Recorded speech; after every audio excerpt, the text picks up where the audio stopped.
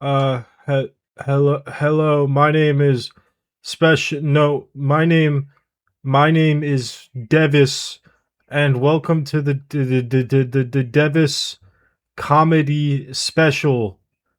Um, so I was watching Thor Ragnarok the other day. More like Boar Ragnarok. Am I right? Laugh. Hi everyone, yes, welcome to the Devus Scottus comedy special. And by that I mean it's just Scottus and it's not really a special, and there might be comedy, you might find it funny, but humour is subjective. So if you find yourself thinking this guy isn't funny, maybe you just don't get it. And maybe 0.00000000001% of people might find one of the jokes a bit funny. But we are here tonight. I'm excited. I've never done a comedy special. We have a great audience of 0 people today, and we are going to be recording this, and people might watch it. Probably not. We'll probably have more people watch the episode where I stick 2 bananas in my mouth, but someone might watch the comedy special. And I think that someone is my mum, because she watches everything. She is a supportive person, and by supportive I mean she supports the idea of insulting my appearance at every possible point. I think we all have someone in our family like that. Like, you're getting a bit fat. I'm like, you're getting a bit old. So I just think everyone has that someone. And honestly, my mum, for the most part, is great. When I was younger, she certainly had some opinions about my weight, and I was like, Mum, I am 4, and you are the one that is feeding me. But nowadays, the big issue she has is with the hair. It's to a point where like, I'm like, oh, my hair has not been cut in a while. I am not FaceTiming my mum. She's just not FaceTiming me because I don't think she cares.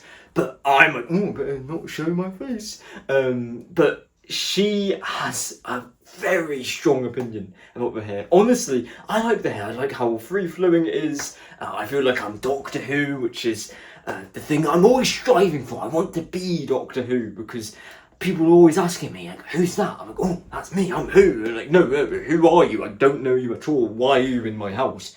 So I just love being Doctor Who and pretending like, oh, I'm running around, I'm doing all that. But Mum hates all that stuff. She's like, no, not into dorky things. I remember once I told Mum I had a dream. I was like, oh, I was a doctor. And she was like, I wish you were a doctor, but instead you worked in HR. So my mum and I, we have these differences. We have good banter though. And my mum loves to make fun of the hair. She always comments on the hair. She says, I look like I've been struck by lightning. She says, I look like I'm Kramer from Seinfeld. I'm like, look, I've never said anything racist like Kramer from Seinfeld, so let's not even go there, you know? I'll take the hair comments, but don't even lump me in with him. So she has this rule, basically, where it's, you either have the haircut before you come and see me, or you don't come and see me. So I haven't seen my mum in 10 years. No, I'm just kidding. It's been 15. But no, in all seriousness, sometimes I'm like, oh, I like my hair, and other times like I don't feel like dealing with my mum. There was one time my mum and dad, they live in Florida now. Don't know why. I think it's just old people at a particular point. They're like, do you know what we really want? Let's be sweaty all the time, surrounded by crazy people, and just have this smell, this old smell. We should just move to a place where that's normal. We should just go there.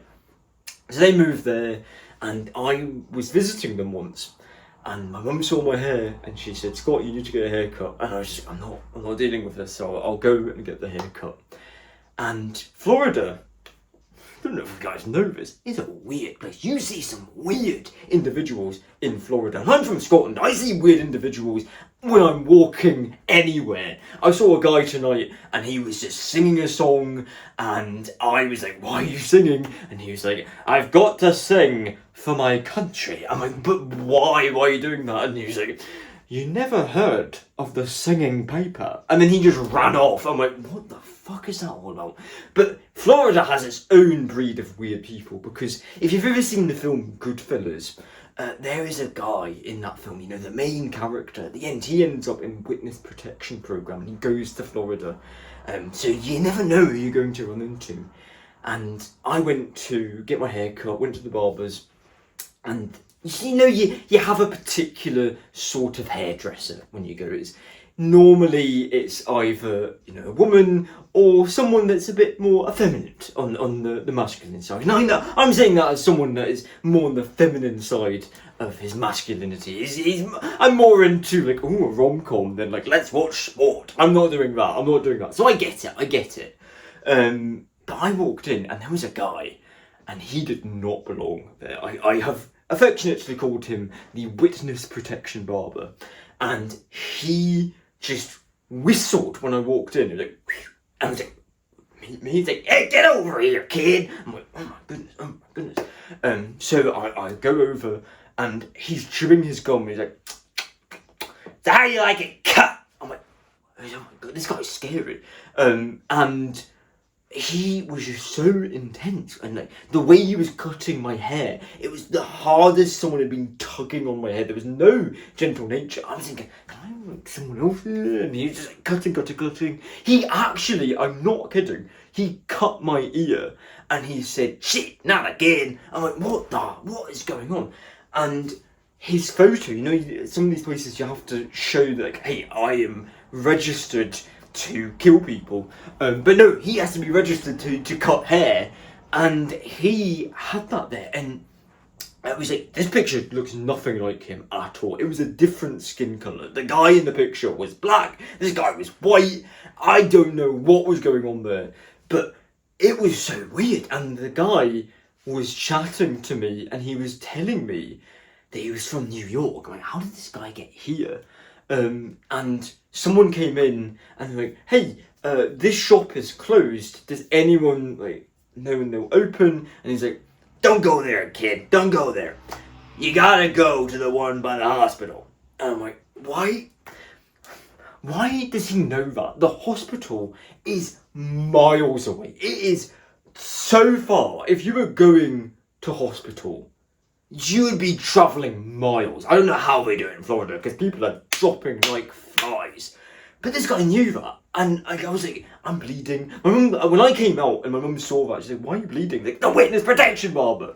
So I just don't know why he knew that. And then also, someone asked for his name, and he stuttered a bit. He was like, ah. And I think someone recognised him. I think there was some weird thing going on there. So I never went back there.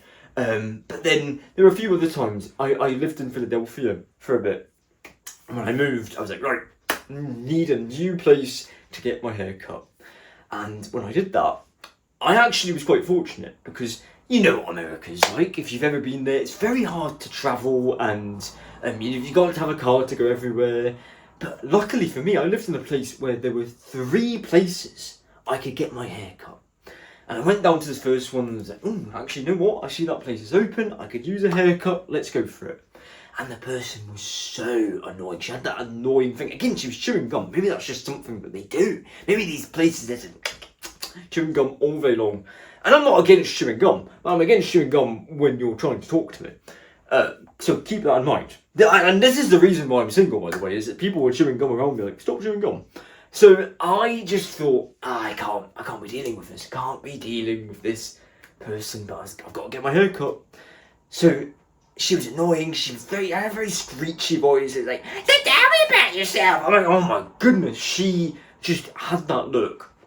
And I was like, I'm never going back there again. But a month or so later, I needed the haircut. I was like, running out of time. Like, I don't really like experimenting. Let's just go back there. And I thought, like, she's going to recognise me, but like, whatever. She didn't recognise me at all. And again, she was the last person I got my haircut done by. And she was like, whoever did your last hair, honey, screwed you the fuck over. That is terrible. I'm like, it was you! You did that! So I was like, I can't go back. I can never go back there again. But there was another place. So a few months go by, it's quite cold, but the door is open, the light is on. And I'm like, oh, I wonder if I can go in there and see what that's like. So I walk in and I say, hi, I'm trying to get a haircut. No one was in there. And they were like, ooh, sorry, we can't do that. I'm like, oh, fair enough. Maybe they're shutting, whatever. And I start to walk out, and as I'm doing that, they say, oh, wait. I'm like, oh yeah, what is it? And they're like, well, you can just book an appointment. I'm like, can I do it for tonight? And she's like, yeah. Okay, if there's an opening, then we'll do it for tonight. I'm like, great. So I walk over, and she's like, why are you walking over to me? I'm like, I am trying to book this appointment. And she said, oh no, you can't do it. You can't do it here. I'm like, where can I do it? And she said, you've got to call. And I was like, oh, so I can't just, like, no one seems to be there. Like, can we not just do this here? And she's like, no, it's the procedure. You've got to do this. I'm like, fine, that is fine. So I get on my phone, and she's like, oh, you cannot do this in here. You cannot take the phone call in here. This is a safe place. You cannot have any phones in here. I'm like, fine, not doing it here. It was freezing outside. I'm like, okay, let's just go outside. And she's like slowly like pushing me away. I'm like, okay, let's just do this phone call, see if I can get a time tonight. Let's see. And I was thinking, like, maybe they just have another place that takes the calls. Maybe there's like a whole situation set up. So I pick up the phone, and I'm listening it ring, and like, I hear something in my other ear. And I look over, like, the phone is ringing out there. So I like peek in, and the woman like shoos me off again. I'm like, oh my goodness. So then she picks up, and she's like, hello. It's a completely different voice, like absolutely a different voice. And I'm like, I look in again, and she's like, sir, you can't take that phone call in here. I'm like, I'm talking to you. I'm clearly talking to you. So she is like, right, okay. What can I help you with today? I would like to book an appointment to get my hair cut. And she's like, okay, let me see what I can do.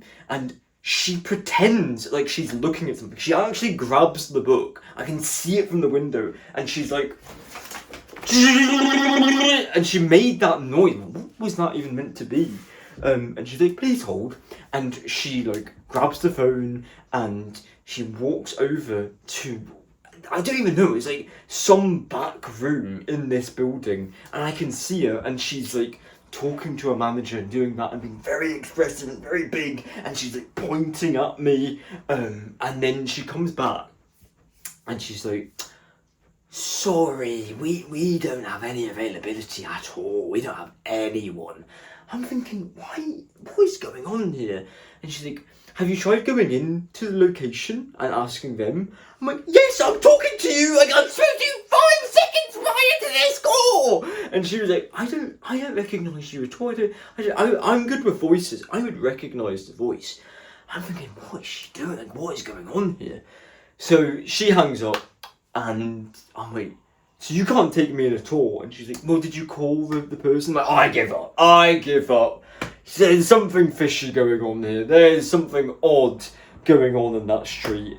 And I think that's just the thing, is there's all odd things going on all over in life. And you just have to take that. Because, like my mum always said, Scott, get your hair cut or I'm disowning you. Thanks for my time, everyone. That's been really good. Thank you.